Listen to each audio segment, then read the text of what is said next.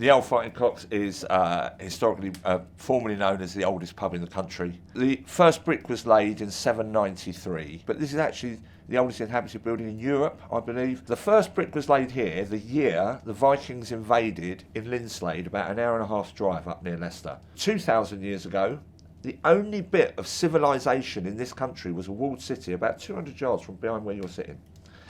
And that was Verulamium. They had baths in there, they had the most amazing mosaics, they had running water, they had lavatory systems and all the rest of it. It was like modern day. Anywhere outside those walls, they were still chucking stones at each other. So in terms of history, you think of the cathedral, which is 250 yards that way. That's the oldest place of Christian worship in our country. It was the first. It was never that big at the beginning. Obviously, it's been built over the years and the centuries, but this building was here before that. You can see the ruins of Rome. They ruled the world for 2,000 years, and all of it too, and it's just like rocks now, just ruins. If you don't change, you become like that. And they were like, ruled the world for years, more than anyone else ever. People don't expect to see a priest in a pub, and I'm often asked if I'm a real priest, and I normally say I'm either a real priest or a very disappointing strippogram, and luckily no one's actually tested that theory. I've been coming to this pub almost as long as Christo's been here. So before I was at St Saviour's, I was up the hill at the cathedral as sub-dean. So there's me at the top of the hill, oldest place of continuous Christian worship in Britain, and Christo's down here in the oldest pub in Britain, and so the two were destined to meet, really. Pubs are essentially about people, you know, whatever the bricks and mortar are. The beer's important, of course it is, but it's a place where people come together and people relax and be themselves. It's where class and job and opportunity and position doesn't matter. It's a home for anybody. It's a public house.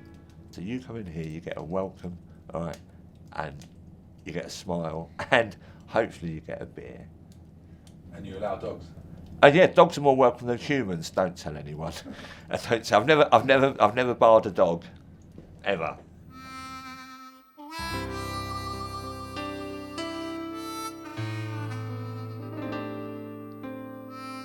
I really believe that the priest and the publican do a very similar job, in the sense that we're responsible for holding a space where people can come and be safe and be themselves. They come to share their joys, they come to share their sorrows. You know, you get every kind of bit of human life is there, and you know, people are looked after. You know, for so many people, coming to the pub is the nearest they've got to family. You know, if there's no one else at home, the pub's where they come to see the people who notice when they're not there. So I think we do a very similar job, very similar job. And of course in communities, the pub and the church are often close together, and they're both the places where people gather.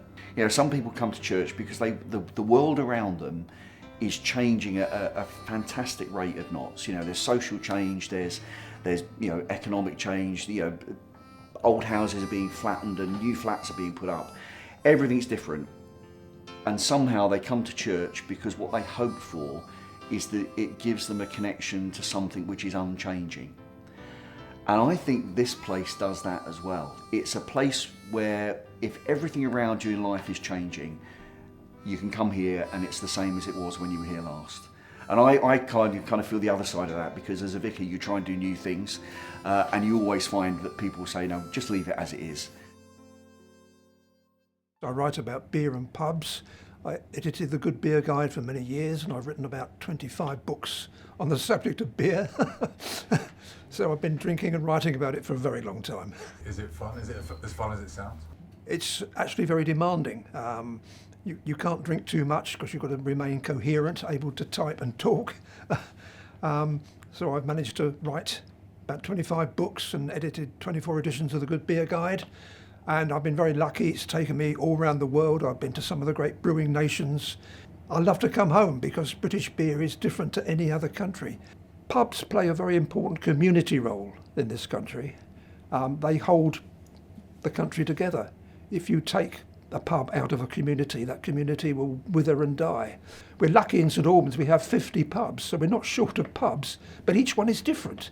So everybody will have their favourite pub, and you'll come here because you like the choice of beer, you like the food, but most of all, you like the communal spirit.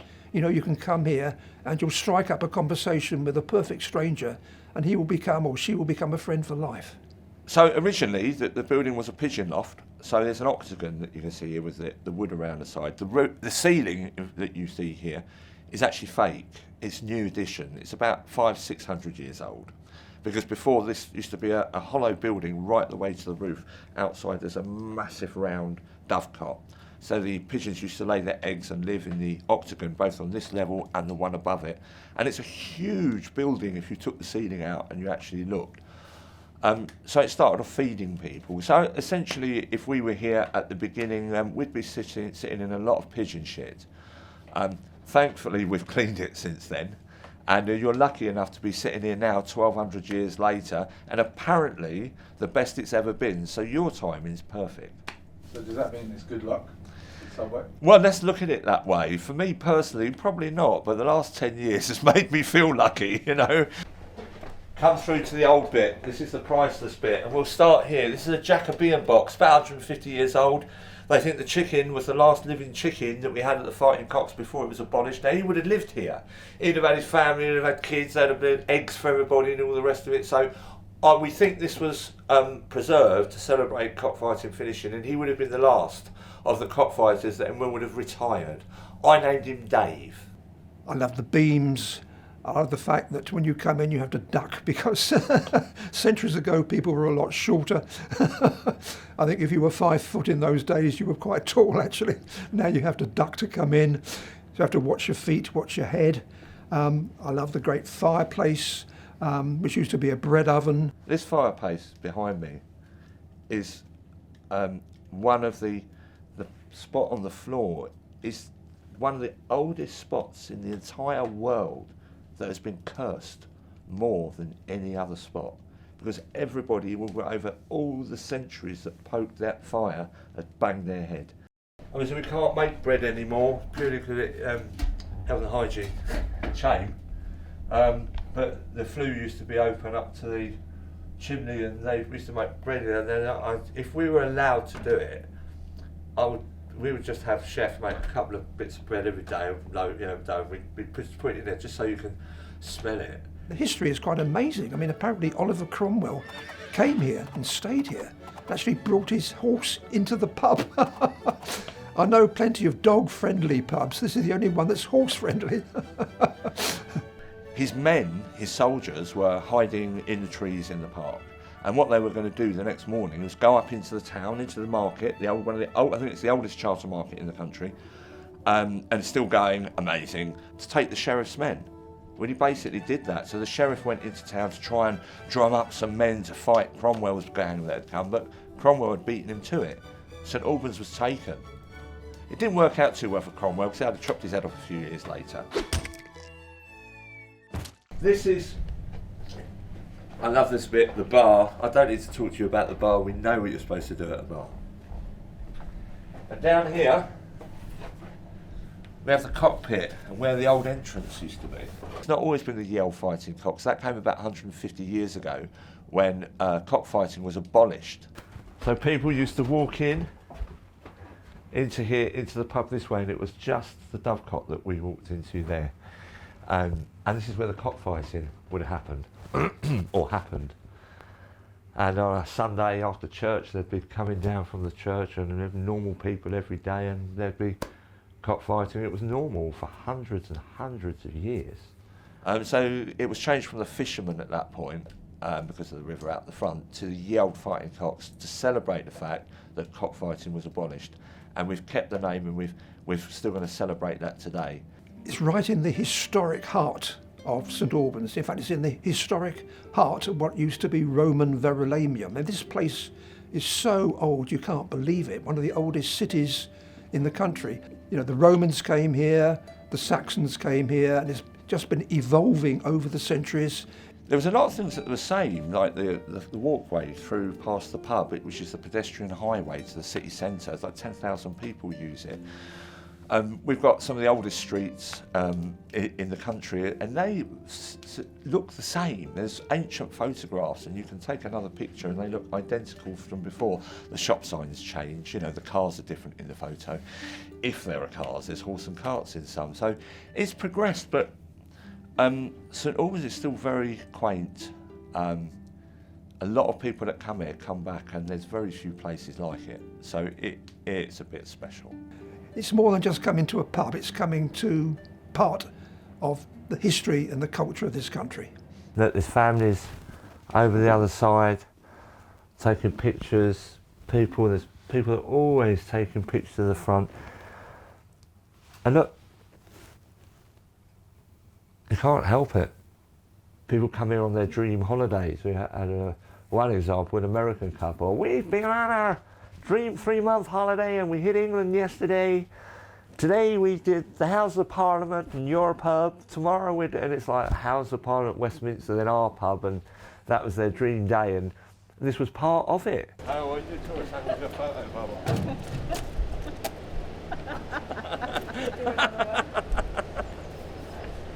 Today from Colorado. Oh wow, how cool is that? Yeah, and it was I had cool message- 'cause it was snowing there. Yeah, I know, I had messages from Colorado. Oh, really? Yeah. Did you see it in the States I on the did, TV? I did. I'm working hard to get it back open, but Fingers yeah, we've got a crossed. long way to go. Right.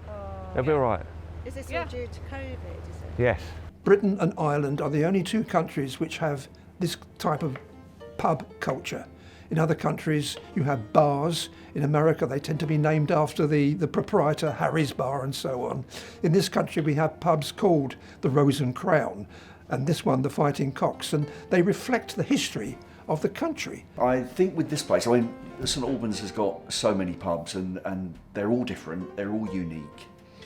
But there's something about this place which is new and fresh and has grown and all that stuff, but it's still the same. And it's got its own, it's never lost its character. There's, you know, you go into so many pubs now where you just get a whiff of corporate business. But this place is quirky, it's eccentric in its architecture, its history is just incredible. But it's got a soul, I think, is one way of putting it. There's a heart to this place. It evolves, so we've got loads of really nice beers on the menu now, and you know, you haven't just got the one or the light or the heavy, and you know, and what have you. We've you know, it's more refined. Our food's award-winning. You know, we've got a top-class chef that's delivering food. So it's pub food, but the thing is, it's the best. So whatever you're having is as good as it gets. We go a bit international as well, and we offer vegan and whatever. You know, we've got a great selection, but it's exactly the same. Before it used to probably be a Scotch egg or a bit of bread. It'd be beer, and if there was any food, it'd just probably be a one-pot dish. You know, it'd been a traditional dish. I mean, pigeon, remember, it's a pigeon after pigeons. You'd be eating pigeon. You won awards. Yeah, we have all sorts of things. Best pub in various different places, whether it be locally, regionally. We've been nominated top 10 tourism business in the country by a national paper. I was up for a tourism award there. It made a lot of difference. We made a difference to the numbers of tourism visitors to St Albans. Is it difficult running a pub? Not if you love it, no. Years ago, before Christo, the pub didn't actually have a very good reputation for its beer or its food, and he has transformed that. What he has changed is both the welcome and the food and the drink. I've had lunch here with the editor of the food programme on BBC, and no, she's very, very picky. Very, very good food. And he transformed the beer. Fantastic range of beer. We sell stuff, don't we? To survive, you have to sell booze and you have to sell food. Just because our doors were open at various different points, we weren't open for business.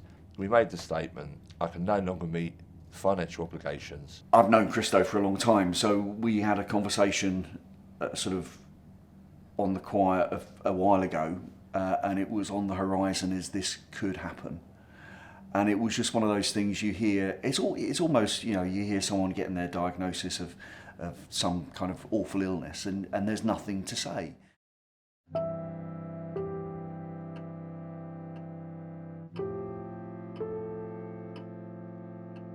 It's seen wars, It's seen revolutions and it's survived, and now it's threatened with closure, and that would be an absolute tragedy. Me losing the business here was seen as a death across the world. There was a moment when we knew we were going to be screwed. It's when they shut down pubs for 2 years. We were stood up in church, I think it was our Harvest Festival or some event that Christo had supplied some beer for, and we just stood there and there was nothing to say. It was just a heavy realisation that that's the reality of the effects of lockdown and everything. And you think, well, if lockdown and COVID and all that stuff was bad enough, but now when you're having the heart pulled out of communities as a result of that, it just prolongs that and is awful. So yeah, it was not a good thing to hear. And of course, since then, every time it's come up, it's the hope that something will turn it around, and there'll be some kind of miracle, for want of a better word. I mean, I knew that there'd been problems for a couple of years facing all pubs in this country, not just the Fighting Cocks. But obviously I was terribly shocked and alarmed to hear that it got into administration. This place will survive. It can't possibly go out of business because, apart from being extremely successful before the pandemic, it's so historically important, and this listed building could not possibly be closed down. It's got to survive. I was just a custodian, and while it was with me, apparently it was the best it was in 1200 years, so.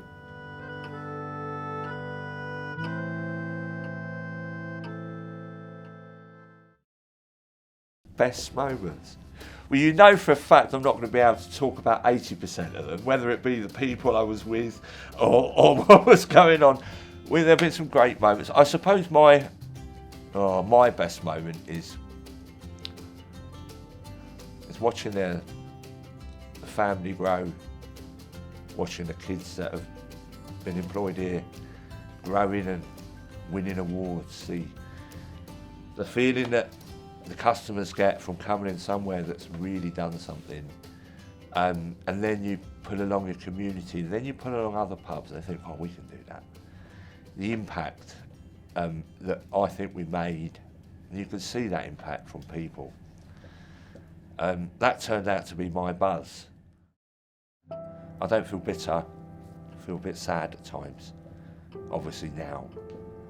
But I look back on the last 10 years, man, it took me everywhere, every part of my being. Joy, pain, stress, physical agony, health, everything, but I wouldn't change a bit of it because it's made me what I am now, and I've got the best experience to take that forward.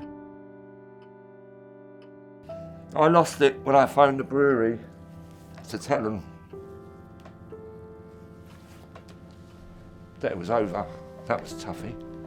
I should have lost it 12 years ago. I wasn't well, right? I've been waking up every morning from there, whether I've had a hangover or not, waking up in the morning going, yes!